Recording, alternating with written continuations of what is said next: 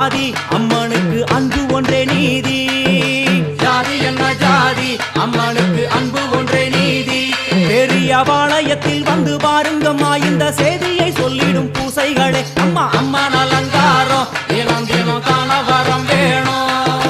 அம்மா அலங்காரம் கண்டு விட்டா நம்ம குறை தீரும். காற்று மழை வீச வெக்காளிக்கு கூரை இல்லை வாழ என்று பல சொல்லுவார். அவர் ஒரு உண்மையை தான் அறியார்.